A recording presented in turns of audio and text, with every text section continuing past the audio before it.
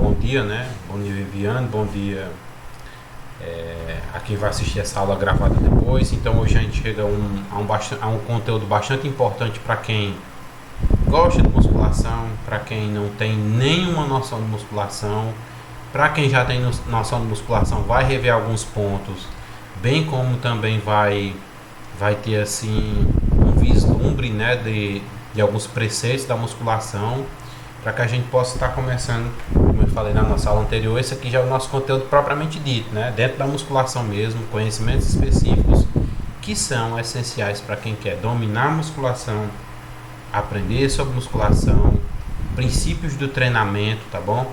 Só um segundo que eu vou pegar aqui um livro que eu queria mostrar para vocês que eu adquiri. Quem conseguir depois adquirir, é bem legal, viu? Só um minuto.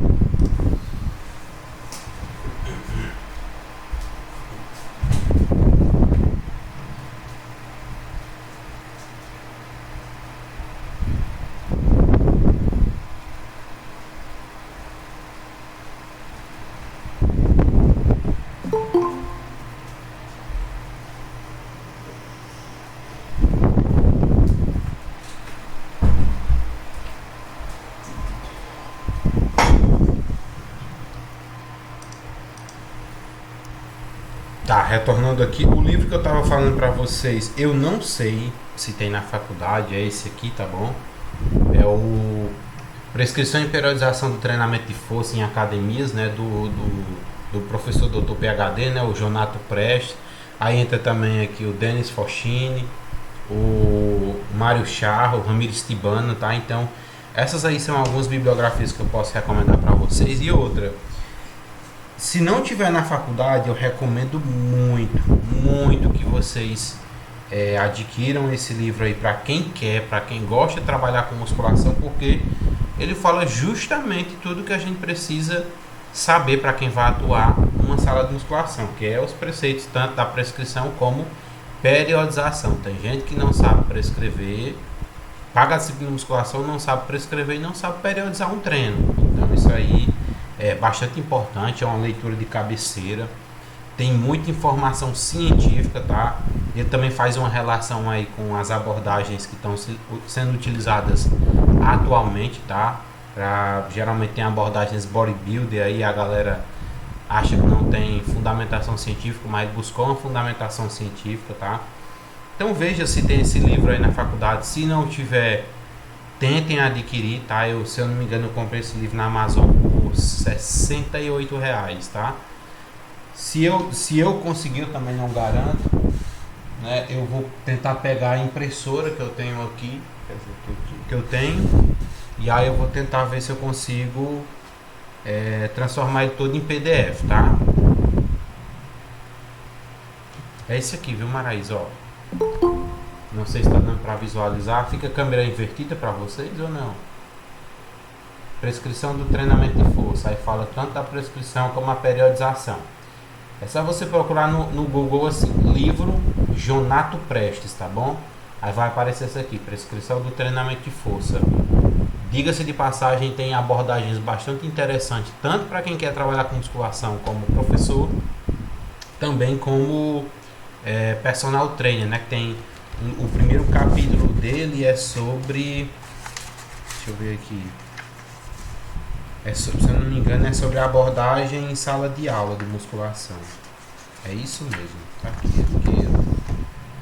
Comportamento humano e atendimento na sala de aula na sala de musculação, né? Então, muito importante para que vocês possam estar aí, quem gosta de musculação tá trilhando esses conhecimentos. Então, hoje nós vamos estar tendo aqui não digo uma breve noção, mas um aparato de informações sobre a musculação em si, tá? O que é que a gente vai ver hoje? Os princípios básicos do treinamento resistido, ou também conhecido como treinamento de força, tá? Eu já habilitei a nossa gravação aqui, então já vou estar iniciando o nosso conteúdo. Ao longo da nossa aula, qualquer dúvida vocês podem estar falando, tá? Então, princípios básicos do treinamento de força. Meu intuito inicialmente, tá? E aí é claro, eu quero que vocês entendam de duas formas.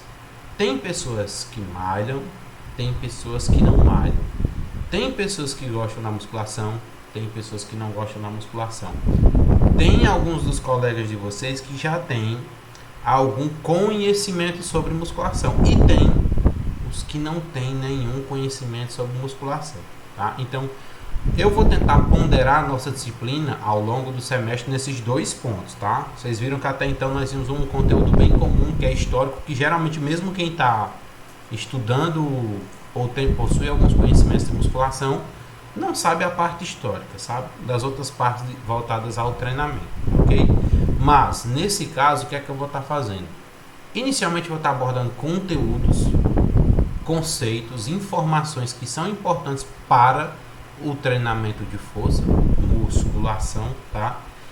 Para quem não tem noção nenhuma, e aí depois, em determinado ponto, nós vamos chegar num ponto específico de aprofundamento. Para quem não tinha nenhum conhecimento, vai ter um conhecimento agora aprofundado, e para quem já tem conhecimento, vai aprofundar ainda mais. Nossa base principal de musculação tem que ser buscas por artigos científicos, estudos. Kleber, a maioria dos estudos que eu encontro são em inglês. Eu não sei inglês. Você pode começar a estudar inglês, palavra por palavra.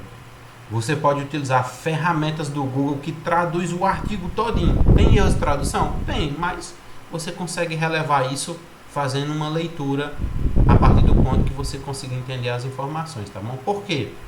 Tem muito professor de musculação que não faz a atualização, tá? A atualização desses conhecimentos, e cada vez mais a ciência está evoluindo nesse sentido. Então é importante entender os princípios, sim, mas é bom também aprender e entender os conceitos evoluídos dentro do campo da musculação, tá, ok? Então o primeiro conceito que a gente vai ver aqui, né, antes de discutir propriamente dito os princípios do treinamento resistido, a gente vai definir alguns termos básicos, né, que costumam ser utilizados na elaboração de programas e princípios de treinamento. Então, nesse primeiro ponto, para quem não tem noção nenhuma de musculação, nós vamos estar discutindo algumas nomenclaturas que são utilizadas na sala de musculação ou em qualquer outro âmbito de atividade / exercício físico, tá bom? Então, a existência de múltiplos significados para um mesmo termo, né, leva a mal entendidos. Então, essa é a grande importância de, propriamente dito, nós conseguirmos aprender a terminologia, né, para a comunicação com outros indivíduos interessados em força e condicionamento. Por que isso? Porque numa sala de musculação, seja você personal trainer, seja você instrutor de musculação, seja você praticante de qualquer tipo de exercício físico, existem nomenclaturas que são utilizadas, terminologias que às vezes acabam perdendo significados em decorrência das múltiplas informações que compõem aquele significado. Dito isso, né, numa sala de musculação nós temos nomenclaturas específicas, terminologias, e algumas delas não podem ser confundidas para não atrapalhar nosso aluno, como eu disse, de personal, nosso aluno de forma mais ampla quando está no ambiente lá da academia, onde você é apenas instrutor, que tem que dar de conta de vários alunos ao mesmo tempo, tá? Então, um dos primeiros conceitos e princípios, né, no treinamento de força que muitas das vezes as pessoas não entendem, não valorizam, e só nisso aqui a gente pode discutir muita coisa da musculação, tá? Mas vamos logo aqui. Então, quando um peso está sendo levantado, isso aqui já é uma herança lá da nossa disciplina anterior, cinesiologia e biomecânica, né? Os principais músculos envolvidos nesse momento do levantamento de peso estão se encurtando, né? Ou realizando uma ação muscular que chamamos ou definimos de ação muscular concêntrica, tá bom? Durante uma ação muscular concêntrica é desenvolvida a força, ocorrendo o encurtamento dos músculos, tá? Ou do músculo. Portanto, a palavra contração também é adequada para esse tipo de ação muscular. E o que define define basicamente nosso movimento concêntrico. É quando você eleva uma carga. Nós temos aqui a representação do movimento aqui de flexão de cotovelo, né? Nessa flexão de cotovelo é o exercício de barra Scott, tá? Que é quando você apoia os braços no banco e traz essa barra para cima.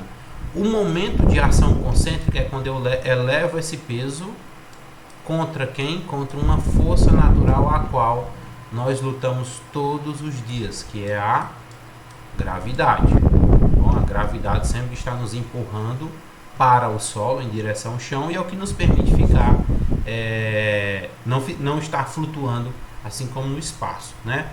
Dessa forma, quando eu aplico uma força, eu estou dando um exemplo aqui do Rosca Scott, né, que é para a musculatura do bíceps, mas pode ser para qualquer musculatura, tá? Com diferenças de polias que já a gente fala.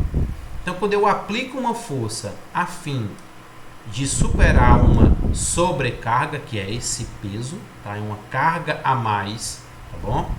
Quando eu aplico uma força para elevar essa sobrecarga, no sentido de que eu vou trazer a minha palma da mão em direção ao meu ombro, ao meu rosto, tá? Vocês conseguem ver uma silhueta aí do movimento final. Esse movimento inicial aqui, o braço está estendido e ele vai fazer uma flexão. Fazendo uma flexão, eu vou ter uma ação muscular chamada de ação concêntrica, tá bom? E essa ação concêntrica sempre ela vai ocorrer contra o direcionamento de quem? Da gravidade, tá ok? Então eu vou superar a gravidade, seja segurando só uma barra, seja segurando anilhas, seja segurando halteres, tá bom? E agora eu vou fazer a ressalva seguinte que eu tinha acabado de falar para vocês. Lembrando que aqui vocês vão estar se norteando sempre pela barra, mas quando você está no maquinário, nós temos um sistema de polia, tá bom? E esse sistema de polia vai mover algumas placas de peso. Movendo essas placas de peso, nosso norteamento de saber o que é fase concêntrica e excêntrica deve ser pelo peso. Toda vida que o peso está subindo, quer dizer que a minha musculatura está se flexionando, está havendo tensão no cabo e eu estou conseguindo elevar aquele conjunto de placas, seja 1, 2, 3 ou até 10 barras, tá bom? Então, toda vida que eu flexiono, eu vou estar fazendo uma elevação dessas placas. Essa elevação das placas é chamada de quê? Ação muscular concêntrica, tá? Ou então movimento concêntrico, porque eu estou falando de um objeto, mas na minha musculatura está acontecendo uma ação muscular concêntrica. Tá, Cleber? Beleza, até então eu acho que vocês entenderam o conceito. Se não entenderam, pode falar, que aí eu explico melhor. Muitos professores às vezes não conhecem ou não dominam, né, esse primeiro conceito do que é fase concêntrica e do segundo que a gente vai já ver, ok? E aí, num exercício, quando eu programo uma periodização, tem pessoas que, por falta de instrução, mas vamos sair do campo da instrução porque o instrutor já tem trabalho demais. Vamos falar especificamente do personal trainer que está ali junto com o aluno, ele está colado com o aluno, ele está sendo pago para isso, tá? Então, a ação concêntrica deve ser valorizada tanto quanto a excêntrica. É claro, a excêntrica nós temos uma ação maior em detrimento de algumas informações que a gente vai comentar já, tá bom? Mas na fase concêntrica, como eu estou superando a gravidade, como eu estou realizando uma contração muscular, um encurtamento muscular, quer dizer que eu estou aplicando força, tá bom? E é claro, se eu primo ou então eu imagino um objetivo específico, o que é que deve ser feito, né? No caso força, deve ser feito tanto o trabalho no meu exercício na ação concêntrica, como também na ação excêntrica, tá bom? Para que assim eu consiga obter o que? O máximo de ganho muscular, tudo bem? Dito isso, esse primeiro foi que a gente falou sobre movimento concêntrico ou ação muscular concêntrica, tá bom?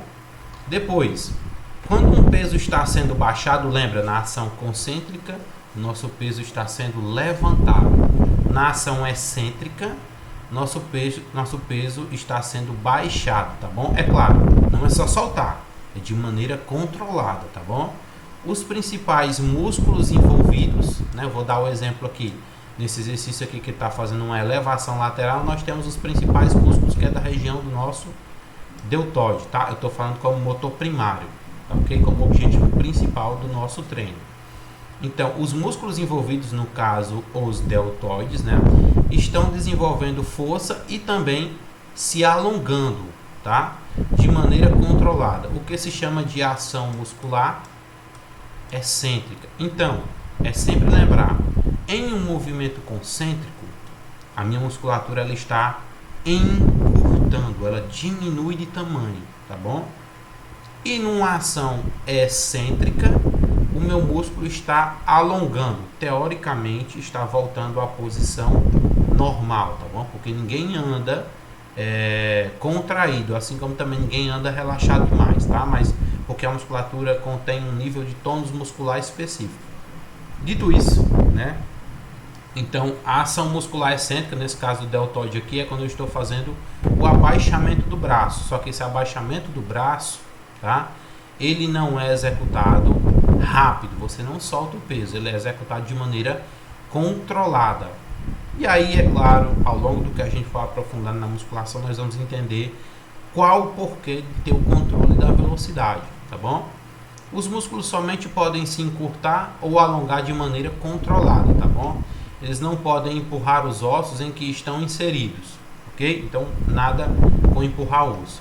Na maioria dos exercícios, a gravidade levará o peso de volta à posição inicial. Então, se na ação concêntrica eu tento superar a gravidade, fazendo um encurtamento da minha musculatura, na ação excêntrica, agora eu estou fazendo um relaxamento da minha musculatura, relaxamento entre aspas, que eu estou fazendo durante o treino, durante o exercício, tá? Com o intuito de criar micro lesões no tecido muscular e obter o quê? Hipertrofia, ganho de massa muscular. Quando eu faço o movimento excêntrico, agora não mais eu estou no movimento contra a gravidade, mas eu estou em um movimento a favor da gravidade. Por isso que há necessidade de você controlar a descida do peso, tá bom? E aí, é claro, situações de tensão mais específicas a gente vai falar mais pra frente. Até então, eu quero que vocês entendam esses conceitos, tá bom? Então, a gravidade levará o peso de volta à posição inicial. Para controlar o peso, à medida que ele retorna para a posição inicial, os músculos devem se alongar de maneira controlada, senão o peso cairá de forma abrupta, tá bom? Então aí, o exemplo, no caso, se nós estivéssemos no movimento inicial, essa própria sequência, ela iria se alterar, né? 1, 2, 3 no movimento concêntrico, quando for na fase excêntrica se altera, 1, 2, 3, que é a posição de volta à posição inicial. Nós temos uma posição inicial e uma posição final, tá? Posição inicial, posição final, tá bom? Até aqui alguma dúvida, pessoal? Acho que não, né?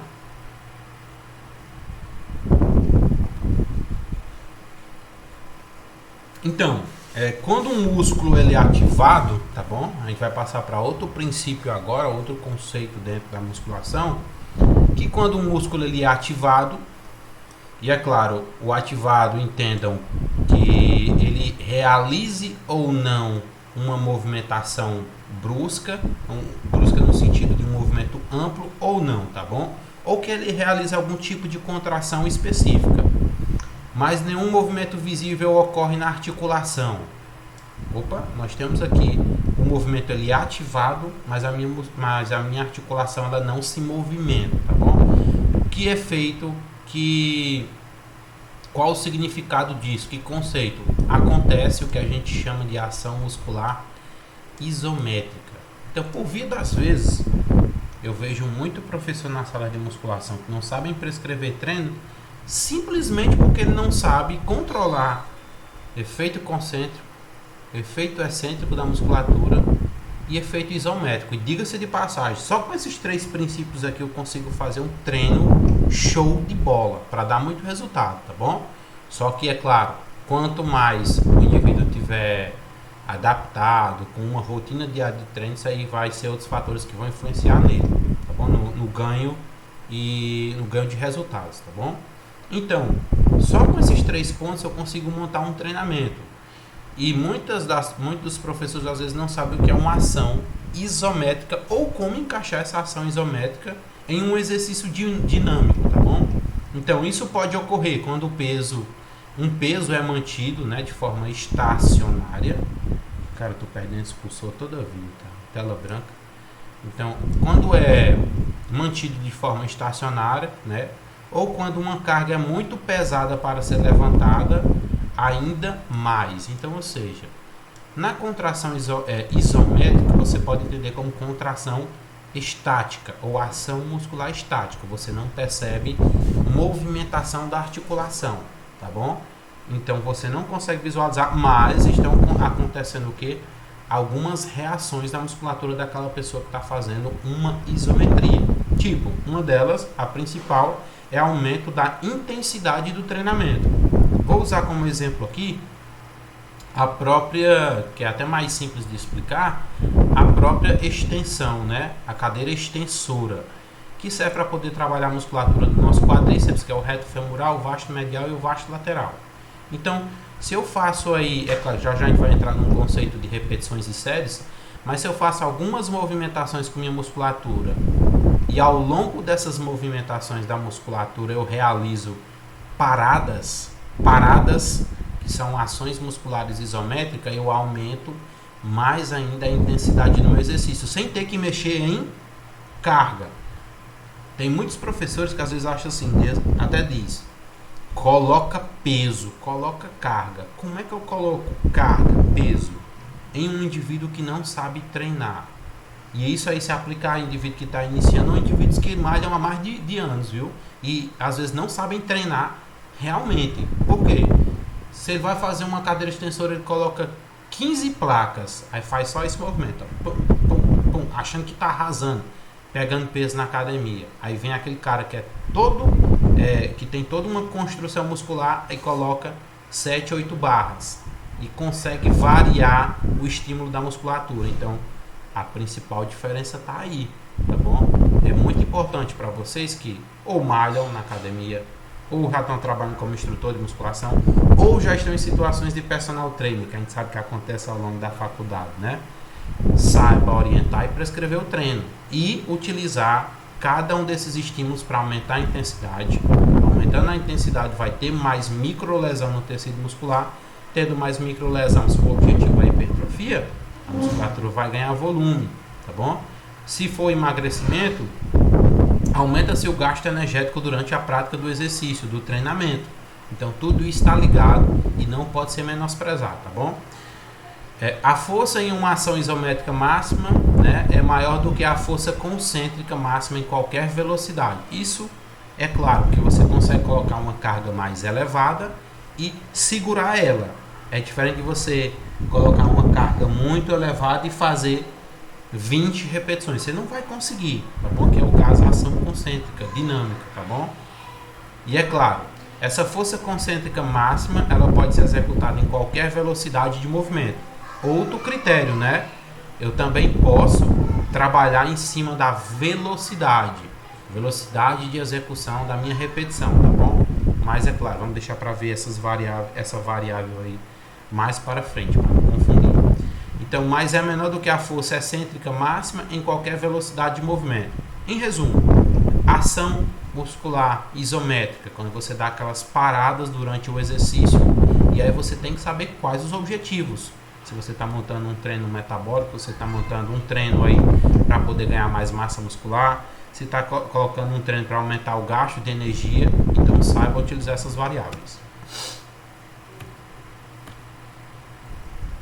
Sim, aqui eu coloquei a seta só para demonstrar, então teoricamente o movimento específico que eu estou falando é esse aqui.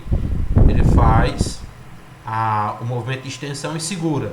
E aí, é claro, dependendo do treinamento, vai variar, e também do indivíduo pode variar o tempo. Ele pode segurar 3, 5, 10, 15, 20, 30 segundos em isometria, aí depois volta a executar mais movimentação, tá bom?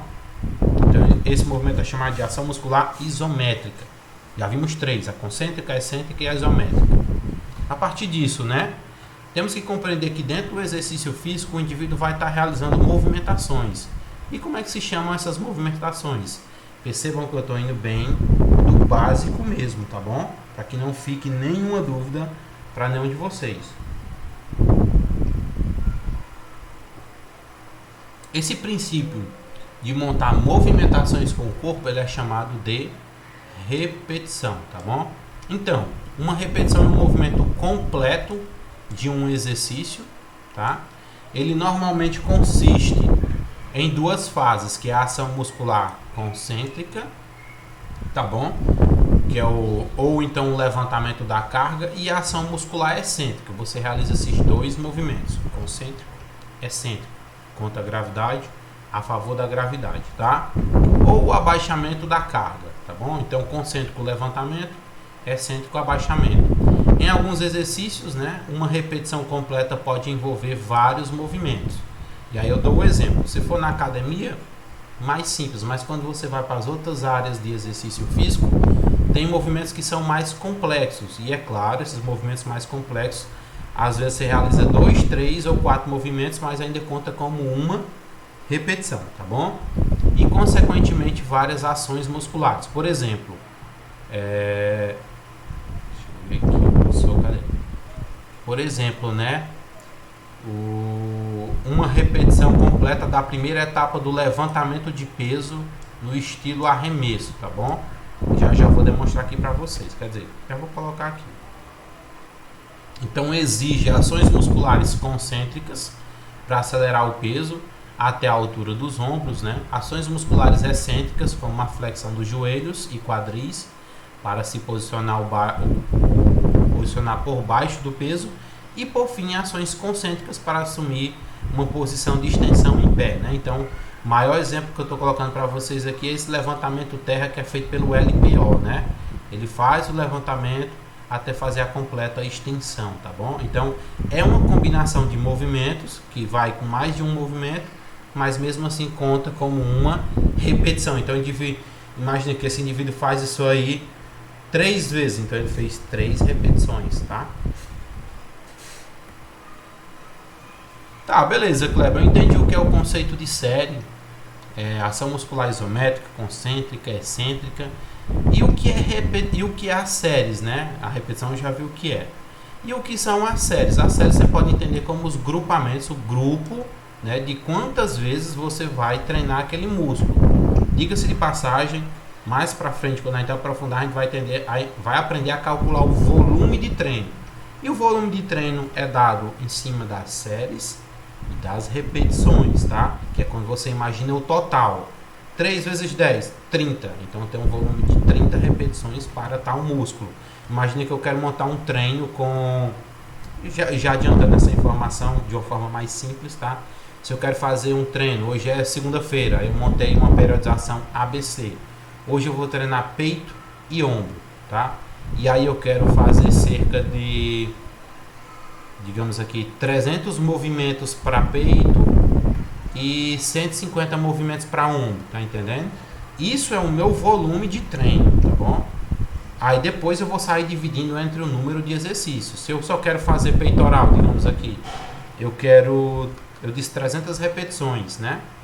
E aí eu quero trabalhar cerca de 4 exercícios. Aí nesses 4 exercícios, cada um deles eu vou calcular para poder bater as 300 repetições, tá bom? Ok? Então a série é um grupo de repetições realizadas continuamente, né? Sem interrupção ou descanso. Apesar de uma série poder consistir em qualquer número de repetições, normalmente são utilizadas séries de 1 a 15 repetições, tá bom? Então aqui um exemplo básico, o cara está fazendo aqui um supino reto, 3 séries de 15 repetições, tá? Então é dessa forma que é controlado às vezes a estruturação ou a periodização do treinamento, tá? 3 séries de 15 repetições, 3 séries de 20, 3 séries de... É claro, eu estou colocando 3, mas pode ser 4, 5, depende do seu volume de treino, tá? E esse volume de treino vai depender de quê? Do princípio, de um princípio individual, tá bom? O cara treinar 5, 6, 7 anos, consequentemente esse cara quer dizer que ele treina pesado, tá? Então ele vai ter um volume de treino diferente do seu que está começando agora, tá bom?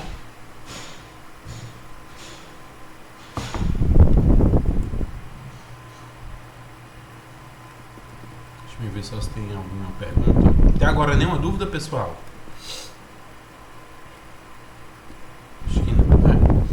Qualquer coisa eu olho o chat depois. Então isso é uma série, tá bom? É um grupamento.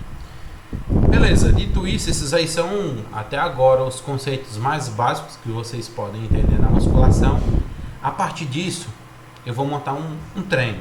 Para eu montar um treino, eu tenho que obedecer a alguns princípios do treinamento de força, tá bom? Então vamos lá. Alguns princípios, né, eles existem inúmeros, tá bom? Do treinamento de força. Só que atualmente alguns estão sendo mais utilizados, tá? Apesar de sua validade ser questionável, tem algumas pessoas que questionam, mas já tem fundamentação científica sobre isso, tá?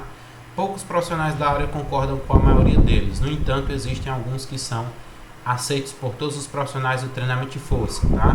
O princípio da especificidade, nós vamos já discutir, da sobrecarga progressiva, então só o princípio da sobrecarga, o da individualidade, muitas das vezes chamada da individualidade biológica, da variabilidade, da manutenção e da reversibilidade, tá? E esse aqui é bastante discutido, que a gente vai falar mais à frente. Tais princípios são tão importantes para que poucos discordem da ideia deles serem considerados leis do treinamento de força, tá? Então tem pessoas que discordam, tem pessoas que concordam, vai depender da metodologia dos estudos que vocês adotam. Então qual é o primeiro princípio?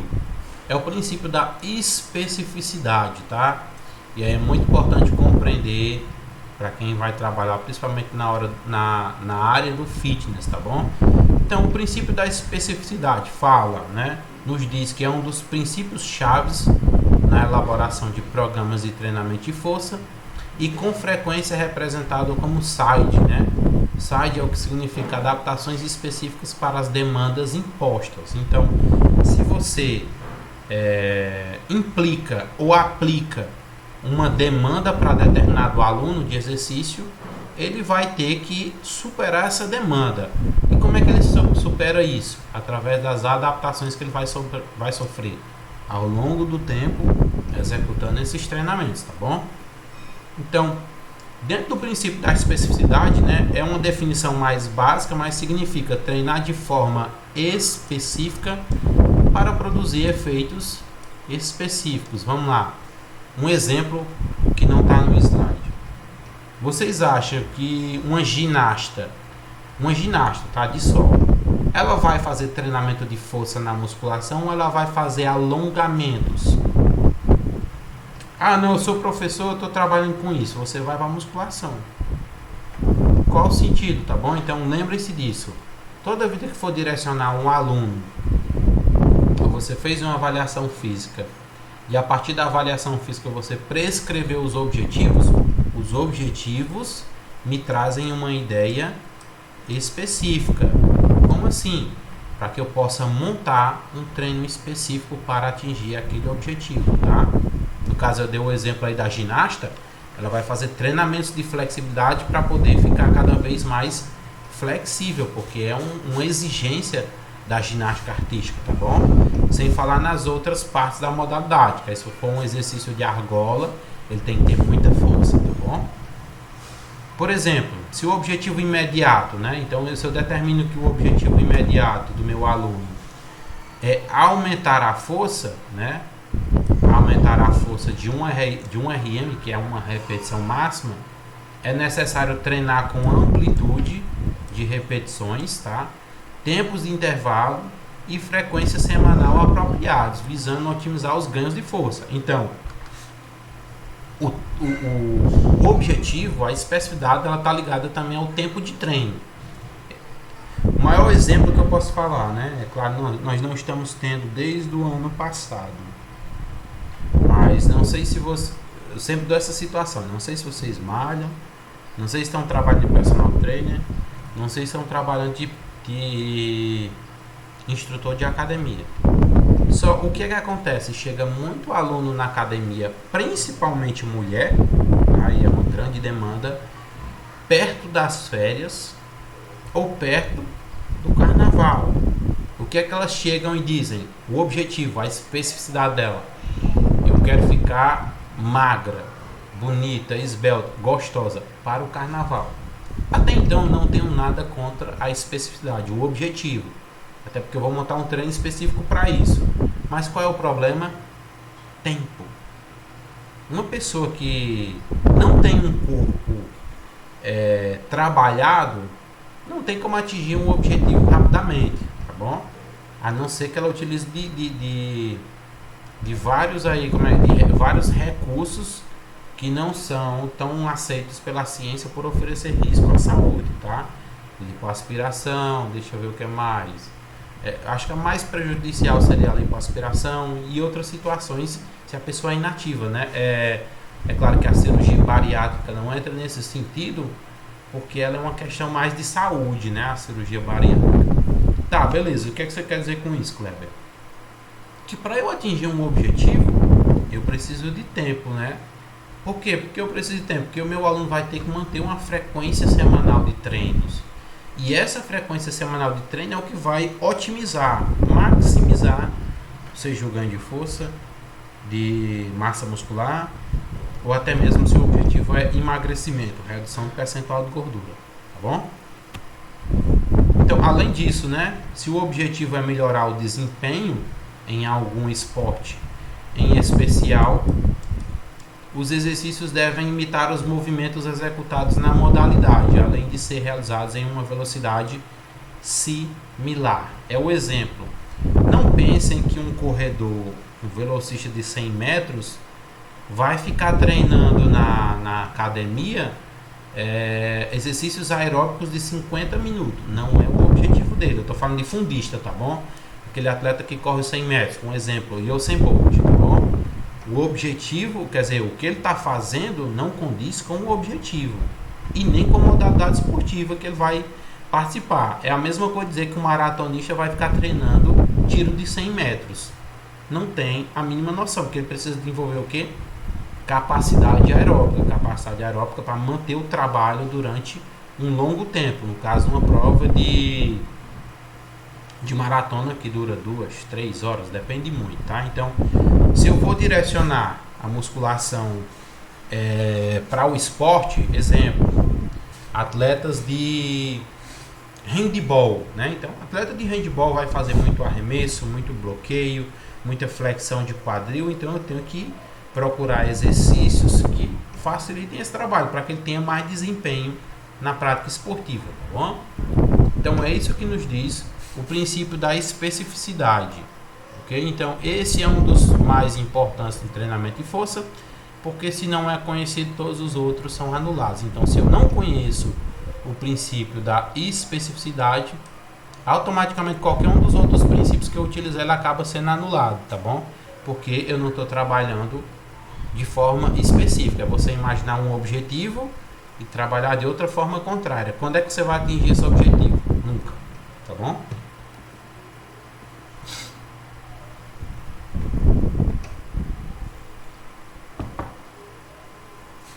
Princípio da sobrecarga. Como é que eu entendo o princípio da sobrecarga e como é que eu utilizo o princípio da sobrecarga numa sala de musculação, tá? Primeiramente, o princípio de sobrecarga, ele é um aumento contínuo, né, da intensidade da sessão de treino, conforme o músculo se acostuma com o nível de intensidade atual. E aqui onde eu queria explicar o que caiu por terra no teste de 1RM. Eu já falei para vocês que 1RM é o teste de uma repetição máxima. Antigamente, fazia-se o teste de 1RM e você descobria a repetição máxima. A repetição máxima no supino reto de Kleber foi com 80 quilos, 40 de cada lado, um exemplo, tá bom? Então, a partir disso, como é que eu prescrevo cargas de treinamento para o meu aluno com essa uma repetição máxima? Antigamente se utilizava 60, 70, 80% de uma repetição máxima, tá? E o que é que acontece? Às vezes você prescrevia uma carga, tá lá, 80 quilos, aí deixa eu ver, eu vou usar aqui 70% dessa carga para poder Kleber, para prescrever as cargas de Kleber no treinamento de 1RM, no treinamento de força dele na musculação. E a partir disso, o que é que se percebia? Que o teste de 1RM não tinha efetividade, por quê? Justamente pelo princípio da sobrecarga, da progressividade. Passava-se 2 semanas, se eu prescrevi com 70%, e aí eu estava pegando um exemplo aqui, 30 quilos de cada lado, um exemplo, tá? Não estou fazendo cálculo específico, mas 30 quilos de cada lado no supino, na primeira semana ele fazia morrendo, na segunda já estava mais ou menos, na terceira semana, o que é que acontecia? Aquela carga já não se tornava tão efetiva. Por quê? Princípio da sobrecarga. Então, ou seja, quanto mais intensa a minha sessão de treinamento, maior vai ser o meu nível de adaptação também, tá? Então, isso pode ser feito aumentando o peso levantado, né? O número de repetições e, é claro, sobrecarga, não entendam somente como peso. Eu dei o exemplo de um RM e porque aqui justamente não se utiliza mais a repetição máxima para prescrição de cargas, tá? Então, isso pode ser aumentado, isso pode ser feito aumentando o peso levantado, o número de repetições realizadas ou o número total de séries ou ainda diminuindo o tempo de descanso entre as séries. Quando eu penso sobrecarga, eu penso numa palavra chamada intensidade. Então, a intensidade da minha sessão de treino eu posso alterar de acordo com esses fatores. Número de repetição, tá bom? Número de séries, o tempo de descanso entre as séries. Então, se eu mexo só nisso, né? Tá. Então, se eu mexo só nesses 3 pontos, eu acabo aumentando a progressividade do meu treino e principalmente a intensidade, que significa sobrecarga. Tudo bem? Até aqui alguma dúvida? Acho que não, né? Então, tem muita gente que só fala, coloca peso, coloca peso, coloca peso. Aí se você coloca muito peso, você trabalha numa amplitude mais baixa, deixa de estimular mais a musculatura, aí teu objetivo não é ganho de força, teu objetivo é hipertrofia. Como é que tu vai hipertrofiar mais a musculatura? Outra, como é que tu vai atingir a musculatura por completo? Se está trabalhando numa amplitude reduzida. Então, não estou dizendo que não posso trabalhar. Tem treinamento que você vai trabalhar com amplitude reduzida se você estiver fazendo treino de força, porque você vai colocar carga. E aí você não vai conseguir fazer a mesma movimentação, tá? Mas em cima disso, o ideal, a sobrecarga, a intensidade do treino, não é obrigado a alterar só com peso, não. Se eu aumento a série, se eu aumento a repetição, se eu diminuo o tempo de descanso, pode ter certeza que o meu treino fica com a intensidade lá em cima. E tem professores que não sabem fazer o quê? O jogo de cintura, não sabem manusear corretamente essas variáveis, esses princípios para poder prescrever o treino. Acha que é só peso. E outra, eu já peguei muito treino em academia, treinamento até a falha. Show de bola. Diga-se de passagem, eu não sei treinar até a falha, tá? Eu estou dando um exemplo assim porque eu já treino na musculação, comecei desde os 14 anos, mas pelos estudos, pelo que eu já li. Então, ou seja, eu não consigo, é claro que eu também não sou um atleta disso, tá? Mas é muito difícil induzir a falha concêntrica ou excêntrica, ou então treinamentos até a falha, tá ok? Então, não é achar que qualquer coisa é treinar até a falha, não é não. Tem jeito certo de treinar, tá bom? Outro ponto, o aumento contínuo do estresse aplicado no músculo permite o incremento de força muscular e evita o que a gente chama de estagnação. Então, exemplo, meninas e rapazes. As meninas tá fazendo agachamento, porque tem mulher que só quer fazer agachamento na academia, não quer trabalhar outra coisa que não seja agachamento, né? Então, na primeira semana ela treina com 10, né? 20 quilos, 10 de cada lado. E com esses 10 de cada lado ela faz tantas repetições, tantas séries, com um tempo determinado de descanso. Primeira semana, cansada. Na segunda semana, então, às vezes essas adaptações elas têm que ser feitas durante o treino. Tipo, tá leve, você tá conseguindo fazer? Faz uma repetição a mais, coloca mais, um quilo a mais que seja, tá? Para poder aumentar a intensidade, que aí sempre você vai estar evoluindo, tá bom? Então, esse é um dos princípios do treinamento de força mais cruciais, assim como um dos desenvolvidos mais cedo, tá? Então, isso aqui, o da sobrecarga foi também um dos primeiros a serem desenvolvidos, né? Ele foi criado logo após a Segunda Guerra Mundial, a partir da pesquisa do Delorme, né? Delorme e Watkins, A ausência de sobrecarga progressiva nos músculos faz com que as adaptações musculares contínuas possam cessar. É aquela ideia. Deu um estímulo, a musculatura vai reagir de uma forma. Na semana seguinte, deu um estímulo diferente, porque ela vai reagir de outra forma. Se você dá sempre o mesmo estímulo, vai chegar um ponto que ela vai estagnar. E aí é o que a gente chama do platô. Tem pessoas que chegam no platô e não conseguem mais evoluir. Por quê?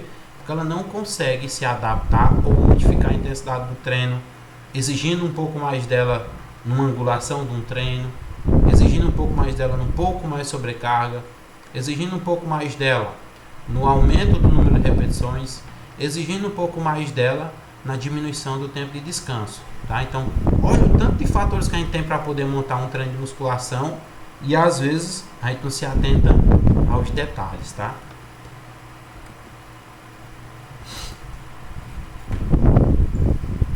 Dando continuidade ainda ao princípio da sobrecarga,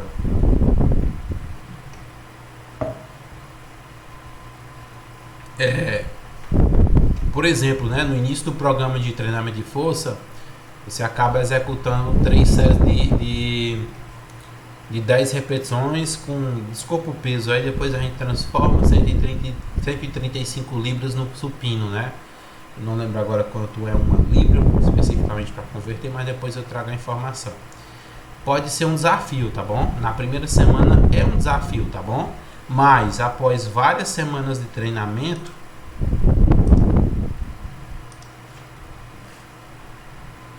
realizar essa ação será fácil, tá bom? Porque você acaba conseguindo evoluir de forma progressiva, tá bom?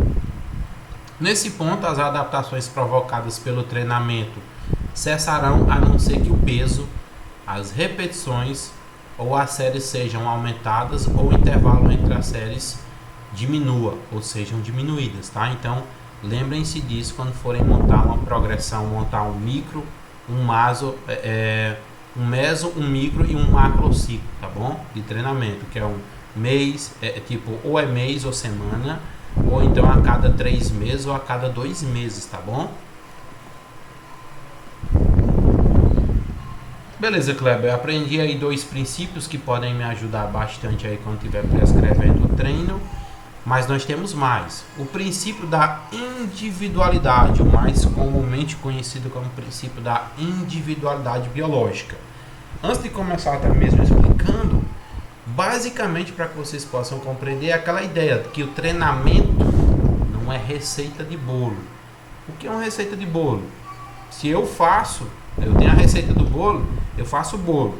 Ah, eu gostei do teu bolo, me passa a receita. Se eu passar a receita e você seguir passo a passo, você vai ter o mesmo resultado do bolo, tá bom? Então é isso que a gente fala dentro da musculação.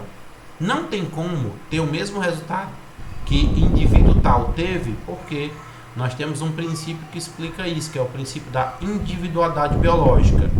Cada indivíduo vai reagir diferente, tá, a um treinamento. Se eu pego o mesmo treinamento e passo para 2 pessoas, uma pode ter ganho de massa muscular e a outra pode não ter.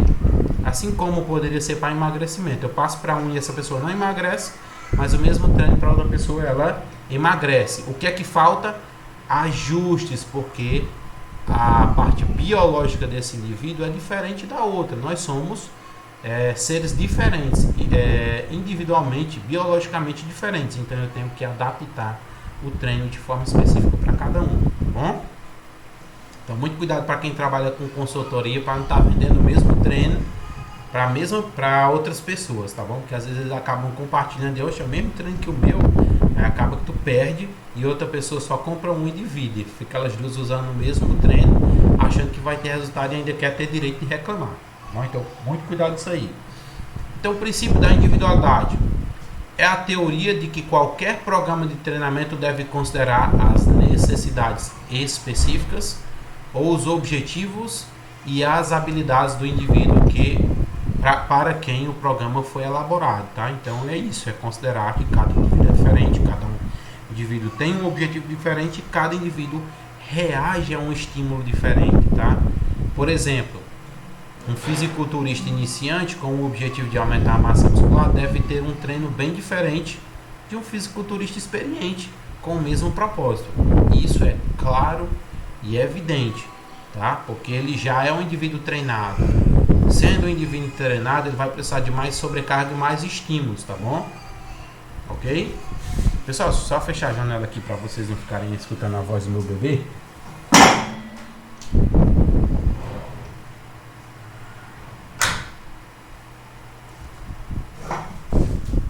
Tá, dando continuidade, né? Então vamos lá. A diferença nos seus programas de treinamento não é baseada nos efeitos desejados, mas nas experiências de treino, né? Então, praticante avançado requer maior volume de treino. Então, por isso que tem um dizer, um jargão dentro da educação física. Quanto mais treinado o indivíduo, mais difícil é obter resultado. Por quê? Porque vou ter que utilizar uma variabilidade de estímulo para poder promover um ganho naquele indivíduo, tá bom? Justamente porque ele é treinado, vai precisar de estímulos diferentes, tá bom? Quais são esses estímulos? O que a gente já conseguiu ver em cada um dos princípios, tá bom? Repetição, descanso, carga, amplitude de movimento, velocidade eu não falei, mas a gente vai ver mais pra frente, tá? Não nessa aula de hoje, tá? Então, o praticante avançado requer um maior volume de treino e a utilização de técnicas mais avançadas para alcançar o mesmo objetivo de um iniciante. É aquela ideia. Tem muita gente que se pergunta, né? Por que é que as pessoas, quando estão em processo de emagrecimento, a pessoa nunca praticou nada, né? Aí ela chega na academia, passa por nutricionista e tal, vamos utilizar o mesmo conceito, e ela começa a prática de exercício físico. Rapidamente, os primeiros meses, ela perde muito peso, tá? E é claro, não estou entrando em questão de ganho de massa muscular e percentual de gordura, mas ela perde peso, reduz peso na balança, tá? Qual a consequência disso? É um princípio praticamente ligado à individualidade biológica. Ele é um indivíduo não treinado, ele não estava acostumado a fazer exercício físico, consequentemente a perca de peso dele vai ser mais rápida porque ele vai estar consumindo mais energia. Se ele está numa dieta hipocalórica, consequentemente ele vai gastar mais do que ele consome, e aí o corpo dele vai ter que se utilizar de fontes de energia, tá? E as fontes de energia pode ser gordura, pode ser massa muscular. Como ele está num objetivo de dieta hipocalórica, ele vai minimizar a ingestão de carboidrato, vai gerar acúmulo de gordura e vai manter a proteína para segurar o músculo e baixar o percentual de gordura. Consequentemente, vai reduzir o peso aonde? Na balança, tá? Então, por isso que indivíduos que começam, nunca fizeram exercício físico e quando estão em processo de emagrecimento, eles perdem peso com mais facilidade. É claro que essa facilidade ela acaba cessando aí em torno de 8 a 12 semanas, tá bom? Ou até mais, 4, 8, 12, que é com 3 meses já começa a diminuir mais essa facilidade de perda de peso, porque agora o corpo dele está mais adaptado, tá? Estando mais adaptado, ele vai ter que dar mais estímulo para poder continuar perdendo peso, mantendo a intensidade do treino. Então, já um levantador de peso avançado, né, com o objetivo de aumentar a força muscular, deve treinar de maneira bastante distinta do levantador de peso avançado, tá bom? Que seja aumentar a massa muscular. Então, o objetivo é diferente. Então, se o objetivo é diferente, o treino também vai ser diferente. Quero aumentar a força. Então, o treino vai ser diferente de quem quer aumentar a massa muscular, tá? Aqui a diferença nos programas é baseada nos seus diferentes objetivos, tudo bem? Em geral, o primeiro, né, que visa aumentar a força muscular, deve treinar com um número menor de repetições, carga mais pesada e menor volume que o segundo, que visa aumentar a massa muscular, tá?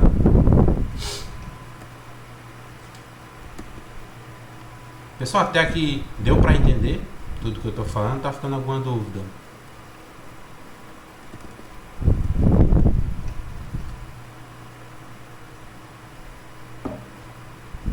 Tá, beleza, Kleber. Deu para entender, né? Pronto. No caso do princípio da variabilidade, o que é que nos diz esse princípio, né? A gente já está encerrando, tá ok? Para não se prolongar muito, mas que a gente possa compreender aqui basicamente esses preceitos dentro da musculação. Então, princípio da variabilidade, né? É um simples fato de que não importa o quão efetivo seja um programa de treino, ele o será por apenas um curto período, né? E aí a gente vai entrar, mas não falando agora, vocês vão entender o que é um micro, o que é um macro e o que é um mesociclo de treino. Ou seja, pode ser micro aí 2, 3, 4 semanas. Pode ser um macro, tá? Que pode aí atingir cerca de 1 mês, 2 meses. Ou pode ser um mesociclo, que vai ser um ciclo de treinamento de 3, 4 meses, tá bom? Então, dentro do princípio da variabilidade, por isso também que os primeiros ganhos eles são mais efetivos. Por isso que e aí depende muito como é que eu posso dizer, do feeling do treinador, né, do personal ou do instrutor, tá mudando a ficha a cada um mês. Se ele programou um mês, é porque ele tem um objetivo para aquele mês. Se ele programou 1 mês e 2 semanas, é porque o treinamento é um pouco diferente, tá? Então, o ideal sempre é estar trocando o treinamento dentro de um período de 12 semanas, tá? 12 semanas, desculpa, de 4, 6 ou até mesmo 8 semanas, depende muito da estruturação do treino. Uma vez que o indivíduo apresenta adaptações específicas, e aí tem aluno que chega mesmo pro professor e diz assim: professor, esse treino que o senhor montou, eu estava sentindo bastante nas 2, 3 semanas, agora não consigo sentir mais. Então, ou seja, ele se adaptou o treino, necessita agora fazer o que? Modificações do treino, tá? Uma vez que esse indivíduo apresenta adaptações específicas, né, que são proporcionadas pelo programa de treino que ele consegue obter, essas adaptações, um novo estímulo deve ser aplicado nos músculos. Ou então, se ele não aplicar um novo estímulo, o progresso fica estagnado, parado. Então, por isso que a gente está sempre trocando ficha a cada 30, 40 dias, tá? Para que o indivíduo não estagne. E se ele estagnar, aí entra em várias outras questões. A parte dietética, como é que está a alimentação dele. A parte de descanso, né, que é ver como é que está sendo o processo regenerativo, bem como o treinamento. Se a falha não é o treinamento, ele pode estar pecando nessas duas outras situações, tá bom? Então, essa é a base para você fazer. Então, Kleber, até então esses outros eu já tinha conhecimento, mas sobre esse da variabilidade, então esse princípio da variabilidade, ele tem ligação direta com quem faz periodização de treino. Quem prescreve treino tem que saber periodizar o tempo ideal, o tempo adequado para poder mudar o treino de cada aluno, tá bom? Então, é a base da periodização, sendo a razão pela qual os ciclos de treino devem ser utilizados. E aí os ciclos entram no micro, macro e mesociclo, tá bom? Mas é claro, eu ainda não entendi o que é isso, Kleber. A gente vai ver mais à frente, tá? Do básico, para depois a gente avançar mais. Beleza, Kleber. E o que é que nos diz o princípio da manutenção? Então, assim que o indivíduo alcança o seu objetivo, é necessário que a gente trabalhe menos para manter o nível de força ou massa muscular. Então, imagina aqui um objetivo bem específico. Chega um indivíduo na academia, ele tem 80 quilos e ele possui 30% de percentual de gordura. O resto é massa muscular, vísceras, órgãos e osso também, né? Ele estipula um objetivo de reduzir o seu percentual de gordura para 10%, ele vai perder 20%. Ele atingiu o objetivo, agora ele tem que entrar no processo de manutenção. E essa manutenção deve ser aplicada com carga de trabalho, com sobrecarga. Nem pode ser intenso demais, porque ele não quer reduzir mais percentual de gordura, nem pode ser leve demais, a fim de que ele não gaste tanta energia e acabe obtendo peso, tá bom? Então, a manutenção. Se ele ou ela está satisfeito com o seu nível, né, a frequência de treino pode ser reduzida. Então, chegou ao ponto, ao objetivo que ele tinha determinado, e aí, é claro, ele estava treinando intensamente, corria pela manhã, fazia uma dieta pesada, fazia musculação à tarde e à noite nadava, aí agora é a hora de reduzir e fazer os ajustes dentro do treino para poder fazer a manutenção da massa muscular ou do objetivo que ele atingiu, tá bom? Então esse é tipicamente um bom período, né, para incorporar outros tipos de treinamento. fazendo com que outros componentes da aptidão física possam ser aprimorados, tá? Então, como exemplo, pode fazer trabalho aeróbico, pode fazer trabalho de flexibilidade, pode fazer trabalho de resistência sem alterar as características do objetivo principal que ele já atingiu, tá bom? Ele não pode ficar parado, porque senão se ele ficar parado, a gente vai perceber agora, que é o princípio da reversibilidade, tá? O que é que os estudos demonstram, tá bom? Mas é claro que há uma margem de discussão aqui, e eu também concordo com essa margem de discussão, tá? Então, o princípio da reversibilidade, uma vez que o programa de treino de força é interrompido ou não é mantido em um nível mínimo de frequência ou intensidade, tá? É o caso que interrompeu, atingiu o objetivo e interrompeu, as adaptações na força e hipertrofia que foram obtidos durante o programa de treino, né? Não somente deixaram de progredir, é claro, nem vai aumentar a força e nem vai aumentar a hipertrofia porque ele parou de fazer, mas serão revertidas de volta ao que? Ao ponto inicial. Aí você imagina, Kleber, aquele nível que treina 1 ano, 2 anos, para e depois retorna. Uma coisa é, por exemplo, parar de progredir e voltar ao ponto inicial. Você fica mais fraco, porém, quando você volta a treinar, rapidamente a sua capacidade, exemplo, não de hipertrofia porque vai demorar, mas de força, você consegue retornar, não no seu auge, mas muito próximo daquilo que quando você treinava, tá bom? Então, esse aí é o princípio da reversibilidade, que o que você ganha se você parar, você vai ter uma perca, tá bom? Só que essa perca, nós temos uma memória motora, uma memória muscular. Às vezes você não perde padrão biomecânico de treinamento, a força reduz, mas não reduz tanto quanto inicialmente, tá bom? Mas há uma reversão dos ganhos. Então é importante que atingiu o objetivo, eu não atingi o objetivo, programa uma atividade que diminua a intensidade, não só a intensidade, que diminua o volume, mas ele consiga manter uma intensidade adequada para fazer uma manutenção no caso do objetivo que foi atingido. Se não, se ele decai demais, aí é claro, a gente vai ter um processo de reversibilidade. Ele pode começar a ganhar gordura, pode começar ou manter massa muscular, ou pode começar a perder massa muscular, se sente mais cansado, mais ofegante, que é um declínio da capacidade física, tá bom? Então, esses são entre outros fatores, tá bom?